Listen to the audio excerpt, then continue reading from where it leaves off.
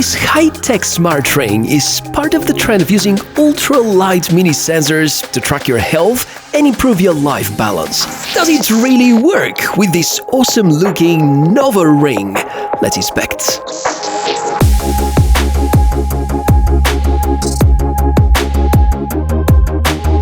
Well, this is Nova Ring, the Crystal Edition, and if you want to hear something that is going to kick your interest about this new kid on the block, it has become vastly popular in China thanks to Xiaomi's crowdfunding platform, and now it makes its global debut thanks to a Kickstarter campaign, which I'm going to discuss a little bit later in the video. And as usual, it's been on my finger for the last couple of weeks, 24/7, so that I can discover as much as possible, summarize, and present it to you. And if you're interested in something in particular, you can check the video index page. But as usual, I invite you to stay till the end and watch everything because there's a lot of valuable information. We go straight to the testing part, especially about the health tracking. And in order to achieve the most optimal and consistent results, of course, you should wear it 24/7 on a finger according to the best practices. And over time, you should train yourself in order to extract the most out of these sensors. Nova Ring can measure your heart rate, SpO2, sleep cycles, track some workouts, and also provide insights about stress and mental health. For ladies, there also is the menstrual tracking widget, and you can see the summaries of these inside the Nova Ring smartphone app.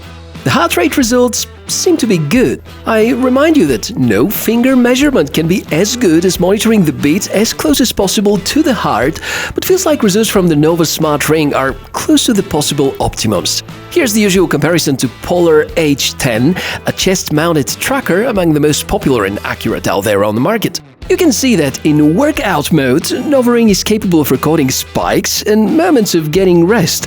However, the graphs are not in line, which doesn't speak good of what the sensor inside the ring is capable of. It is apparently around 13 beats per minute off the recorded by Polar H10 maximum, about 10% difference, but I still need to see improvements about accuracy via firmware updates. Note that if you rely on regular HR outtakes, these happen every several minutes, meaning that it is not true continuous HR tracking. This concept is similar to what fitness trackers do. You can expect similarly good results with SpO2. You're gonna find a section about stress, the recovery area, which is an AI personalized wellness guru. That's how they call it. It's basing all the suggestions on results captured in the previous day or two. If you're interested in analyzing your sleep cycles, I feel that this is among the big strengths over here. Very trustworthy information based on what I can assess, and wearing the ring at night is not as irritating as wearing one of those big bodies that we call smartwatches. If you practice a lot of sports and workouts are something that you're really interested in when it comes to wearables, then listen carefully because there's one more keyword which definitely triggers attention: Strava. This happens to be among the few, besides Oura Ring, that can share data to the most popular fitness tracking app in 2024, which is a huge advantage. There are a bunch of tracked workout modes, of course, they do consume some more battery juice, but will in no way exhaust it that quickly. If you want to capture some more details, then the app can record GPS input from your smartphone so that Strava shows a lot more data. If you are a biker, I guess Nova Ring could be used instead of a dedicated heart rate chest-mounted tracker. Pretty neat. Of course, the amount of details shown inside the smartphone app is generous too. This is exactly where the recovery section is most useful, because as already stated, most of the conclusions there happen through analyzing with AI, ChatGPT 4o to be more precise.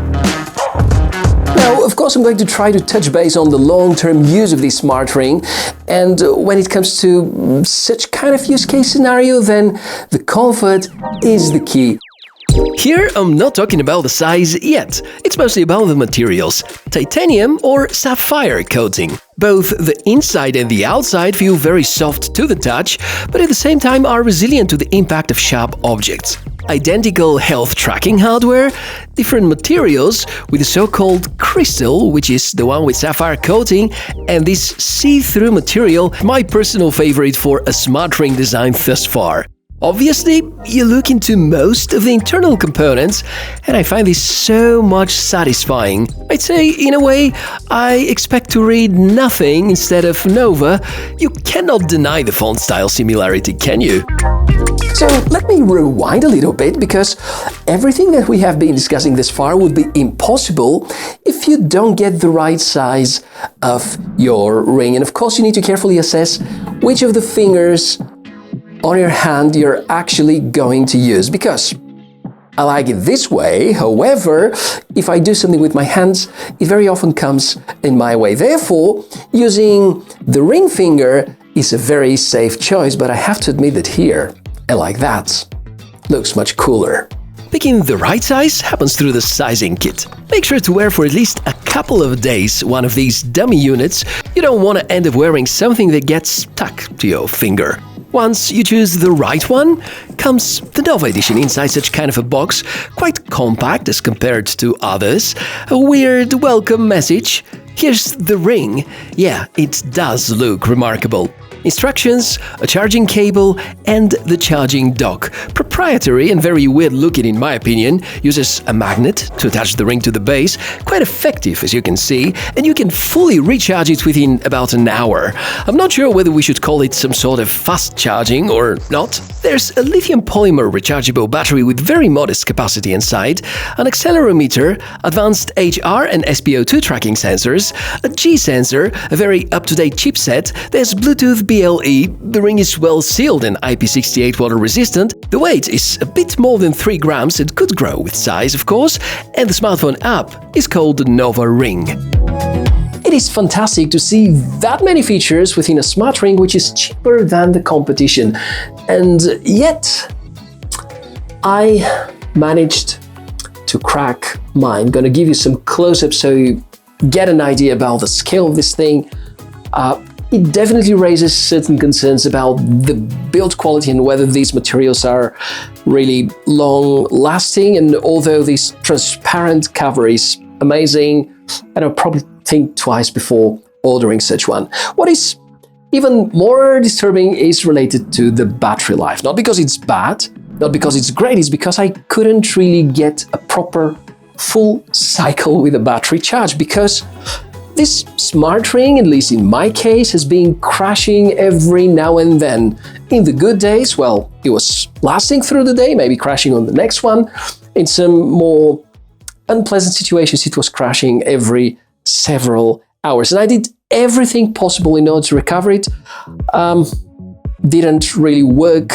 No firmware updates worked, and I got a replacement which was also showing the same kind of symptoms. So I can't really tell you any good statistics about the battery life, but I can for sure say that in those days where it was alright, it was consuming about 20% per day.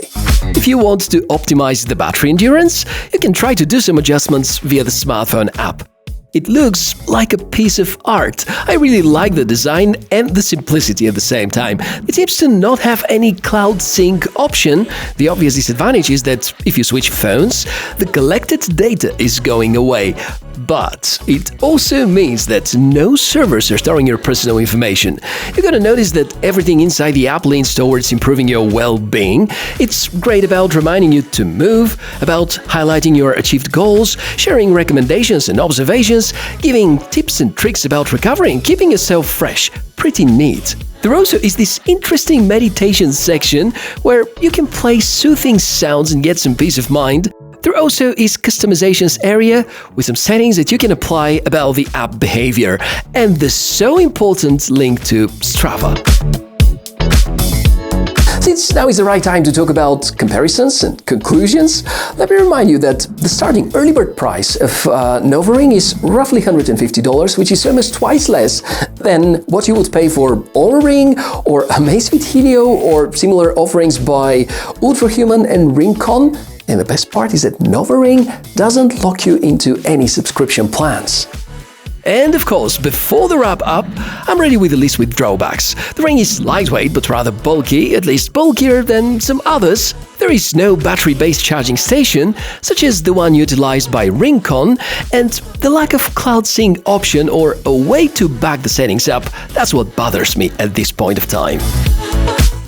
This is definitely going to be a very difficult conclusion to make, because on one side, well, Nova as a company are doing something that Amazfit and Huami did a few years ago, namely providing a lot of great features at a price which is almost just half of what you have to pay for very competitive devices, meaning that they're probably trying to make sure that they're going to become a famous brand across those smart rings, or probably that's a very good attempt to make some noise on Kickstarter. Only time is going to show, and I really wanted to like this smart ring. I told you it's been close to 2 months ever since I started to work on this review, which was a long enough time for their support to react and make sure that there are good fixes, but up until now, none of them have really happened, so you have been warned. Therefore, if you want to back their Kickstarter campaign, it's entirely up to you. Well, the way you invest or spend your money, it's your own choice, and you know that these crowdfunding platforms are not actually online shopping with buyer protection. It's a place where you help smaller companies and startups to develop their own business. If you want to buy the Nova Smart Ring, well, I'd strongly suggest to do it from a place where you do have some decent buyer protection, just in case, because of those red flags raised throughout this review. And that's everything I wanted to share with you in this video. I really hope that this is going to be one of the most successful 2024 smart rings, which could really be the case if they make it stable and fix this situation with possibly cracking transparent model. Well, time is going to show. Thanks a lot for watching this episode. I'm the Tech Mishka. As usual, more reviews, more fun together with me. If you subscribe to the channel, give me a like if you enjoyed this so far. I guess I'm gonna see you soon. Bye.